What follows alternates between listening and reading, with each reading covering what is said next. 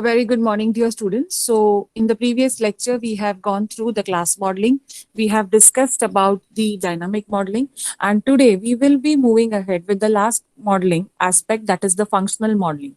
So, first, as we have seen, obviously, when in order to proceed with the functional modeling, having a class model and dynamic model is a mandatory task. You can also directly start with functional modeling. However, in order to have a correlation, it is always better that you have your class model and dynamic model to the current scenario when you are starting to attempt to draw the functional modeling. Okay, so the steps with respect to the OMT analysis. So, first you need to have the class model, then you have to have the dynamic model, and in the functional modeling, you need to add operations to the class model, iterate and refine the model. So, that is basically you have the data flow into the system. So, what is functional modeling? So, and how do you begin with it? So, first you identify whenever you want to go and draw the functional model for a given system. We have already seen that we have to capture the static requirements, we have to capture the actions, and now along with actions you have to have the data with you. So when I say data, it means that there is some input and there is some output. So we will now see, in order to build a data flow diagram. So in a functional model, what is the diagram that is present? It is called as the data flow diagram. So like we have in dynamic modeling, the scenario, the event trace diagram, the state diagram. So in the same way, the functional modeling comprises of the data flow diagram showing transformation and functional dependencies. Okay, basically it describes the function. So it can be in any language, it can be in the medium of expression, or it can be in the programming language. You also have to identify the constraints between the object. Therefore, before proceeding, having the objects diagram or the class diagram, that is the class modeling, class models with you is an essential criteria. Now, we will see the notation. So OMT, DFD notations. Basically, it when we say that there is a data flow involved, so obviously there will be some processes, there will be a data store, there will be some actors, because we are identifying the communication between the objects only. So when we say the DFD notation, so DFD stands for data flow notations, and data flow diagram is the diagram which belongs to functional modeling. So you have processes that transform the data, obviously. Then you have actors are the sources or the sink of data. Basically, whenever you are going to communicate, it is going to be the actors who are actually handling the data. So if you are doing the login state, now the moment I accept, there is a process. You send a request, I accept it, you attend the class. The moment I sign off, means my state from teaching, I sign off with that action, I am free. Okay, but you go into the next class. So that is the actors. Basically, the actors are the sources or sink of data, in a sense that actors decide. I am deciding to accept the students. Then after that, I am free. I am allowing you to go. Then some other actor decides you to come into the class, attend the lecture. It is basically based on that. Okay. The third notation is for data store. And what is data store? Data store are persistent repositories of data. Okay, so persistent repositories of data which may be accessed or updated. Now, active and passive objects. So I'll just give you an example now. See, data store. So can someone tell me, Madhuri, I want you to interact. So can you tell me, when I am doing this notation, can you tell me any data store, is any data store getting created in our this transaction example of conducting lecture? Yes, ma'am. The data store of the authentication of the student who is logging in is being stored. Yeah, and it is stored in the form of Excel sheet. Or if it is not in the form of Excel sheet, there is a actor who is the CR of the class who is recording it, and also the chat messages, right? So it is an object only. Attendance can be called as the object. Okay, attendance record. Okay, so that is an object, but it is a passive object. However, it is very important because it is capturing the number of students who have attended the lecture. So what happens in this when I have a record of it, right? Who's how many number of students attended, how many did not attended. So data stores are persistent repositories of data which may be accessed or updated. Okay, so anyone, I can share the data, it can be updated, I can change it. Okay, so there are basically, when you talk about the functional modeling, you have active objects, and active objects are either the actors, and when we talk about the passive objects, they are going to be the data stores or repository of data. The last important thing is data flow. Okay, so data flow between processes, actors, and data stores. So, what are the notations for showing this? So, basically, if you see, the notation for process is an ellipse. You have to write the name of the process. Then, there is a data which is being sent, which is converting from one process to another. This is the sync data, that is, it is going to the actor. Okay, so this is the actor which is shown by a rectangle, and the data store is shown by parallel lines. Okay, and the messages, the data flow, are shown with the arrows. Okay, so the DFD notations for processes, actors, data stores, and data flows are as given on the slide.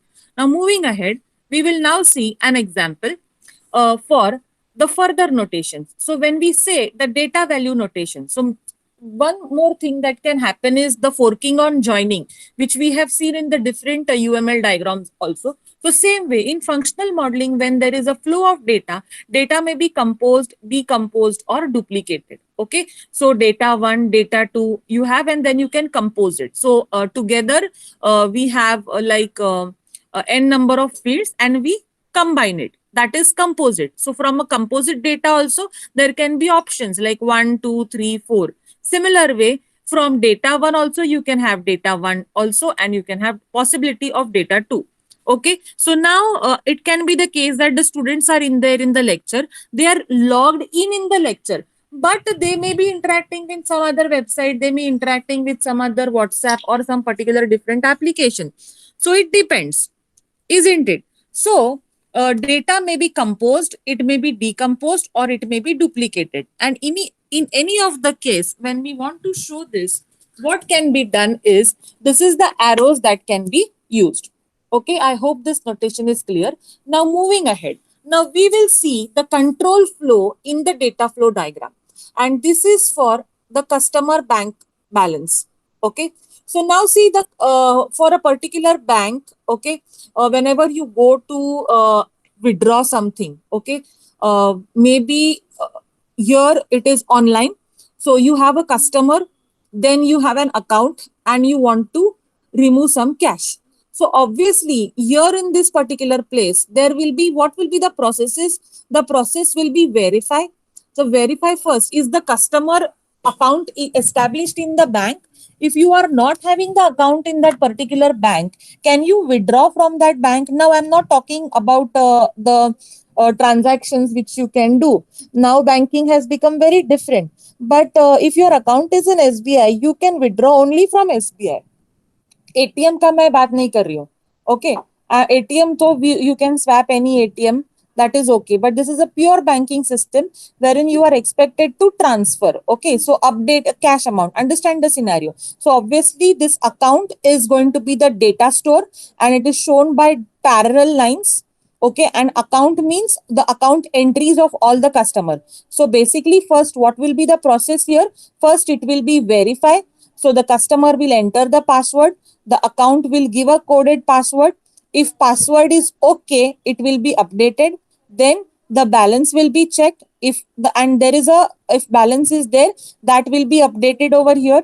Then the customer will enter the amount cash what he is expected, and then the cash will be again withdrawn, the entry will be updated, and the cash will be returned.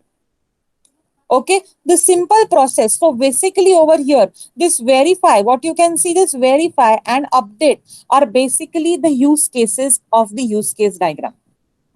Okay, the functionalities basically are nothing but the functionalities in the data flow and the control flow diagrams of the functional modeling are actually basically depicted in the use cases. So if you are having a verify process in the control flow, so your use case must have this verify use case, wherein verify customer, update balance. This particular use case has to be there. Are you getting it? So that is a cross check which you are expected to do. Okay. So I'll again with these complete notations like the data flow diagram. You have this data, then you have this actors which are shown by rectangles. The processes are shown by ellipse, and if you see the notation of use case is also ellipse. Okay. Now if you go further, there are levels in the data flow diagram. It is called as the data flow diagram 1, data flow diagram 2, okay, and data flow diagram 3. So DFD 1, DFD 2, DFD 3. So that is basically done. Now what I will do, I will show you further the hierarchical DFD. So what is this hierarchical DFD? So high level functionality iteratively defined into smaller functional units. Okay, so each high level process may be expanded into a separate DFD. Top level DFD process corresponds to operation on complex object, while lower level processes are operations on basic objects. Okay. Now, what I want to tell by this was a simple DFD, but this particular DFD is actually a part of DFD. Can Madhuri tell me? किस चीज का DFD का part हो सकता है ये माधुरी?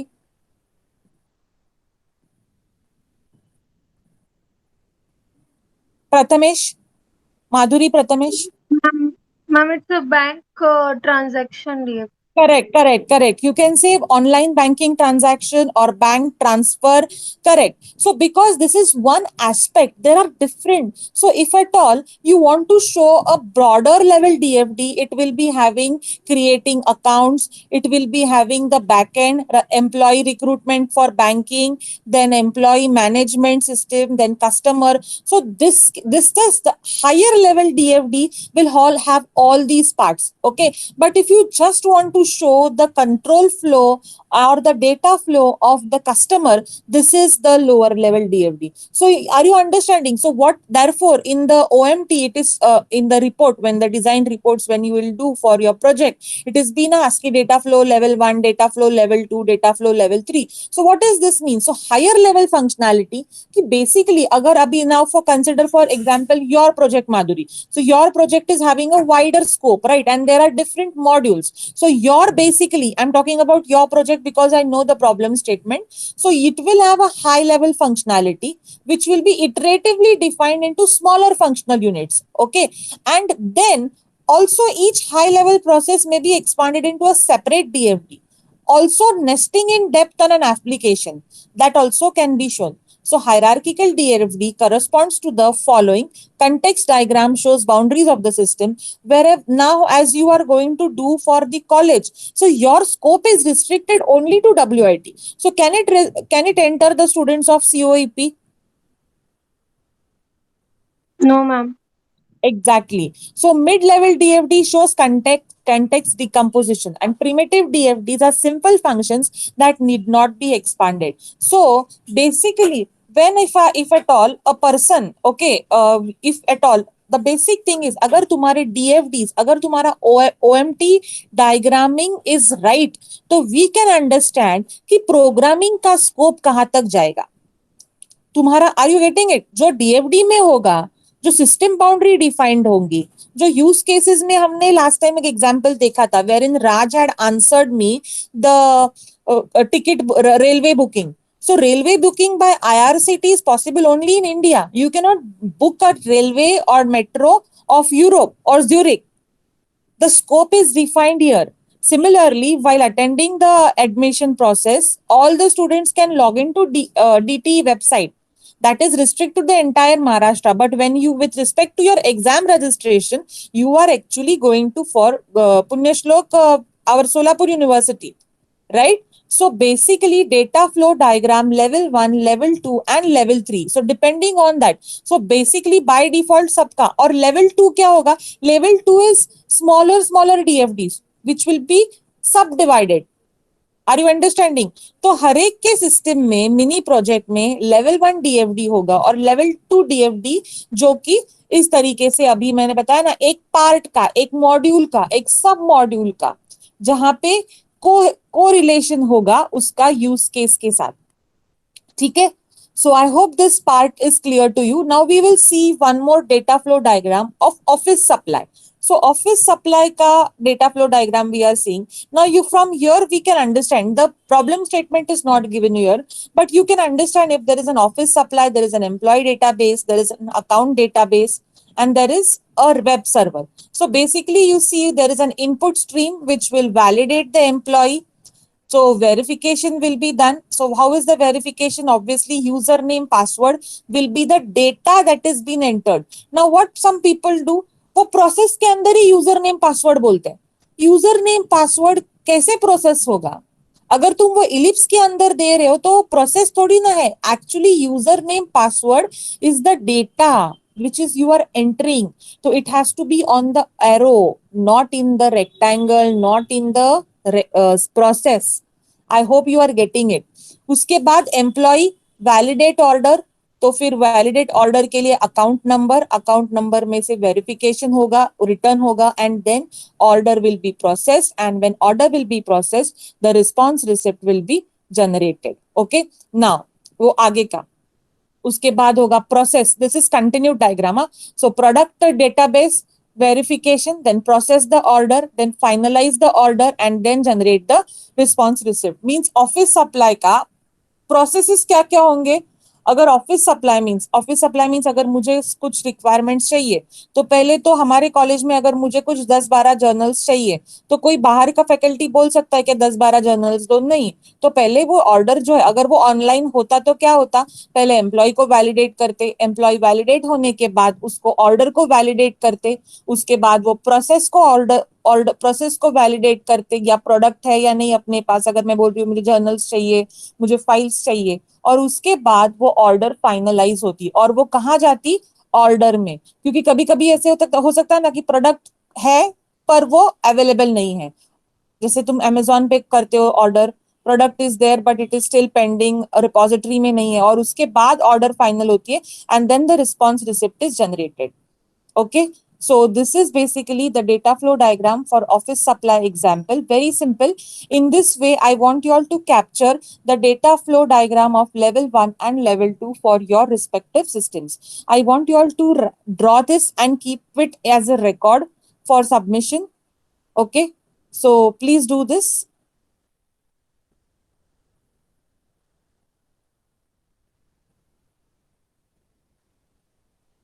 Okay, so Madhuri, you want time to write it or you will capture the screenshot? Ma'am, we'll go with the screenshot. Okay, just take it and let me know once you're done. It's done, ma'am.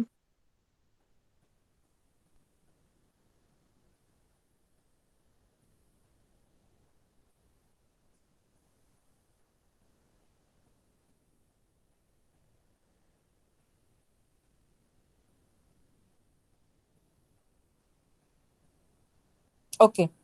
So now we have gone through the class modeling, dynamic modeling, and functional modeling.